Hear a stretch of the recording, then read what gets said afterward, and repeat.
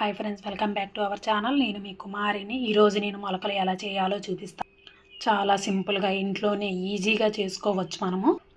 ఇందులో ఇవి తినడం వలన ఇందులో పోషకాలు ఎక్కువగా ఉంటాయి. ఆరోగ్యానికి చాలా మంచిది. బ్రేక్ఫాస్ట్ టైంలో తీసుకోండి. మార్నింగ్ టిఫిన్ బదులు ఇమ్యూనిటీ పవర్ని కూడా పెంచుతుంది.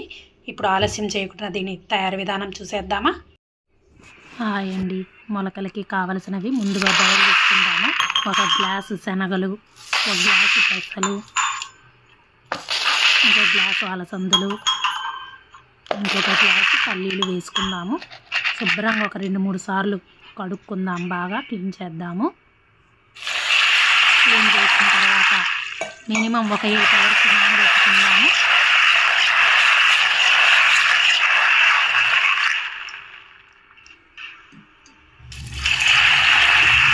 వాటర్ వేసుకొని నానబెట్టుకుందాము.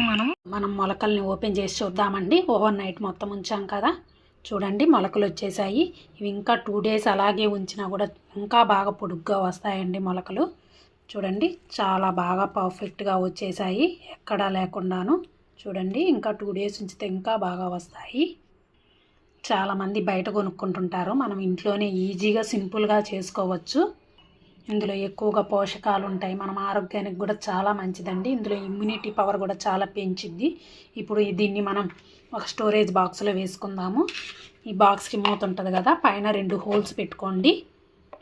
ఇట్లాగా రంధ్రాలు పెట్టుకొని ఇవి మొత్తం బాక్స్లో వేసుకొని ఫ్రిడ్జ్లో పెట్టుకోండి. చాలా బాగుంటుంది, జిగురు లేకుండా. ఇప్పుడు మనం వీటిని బౌల్లో వేసుకుందాము. చూడండి బాక్స్లోకి వేసుకుందాం.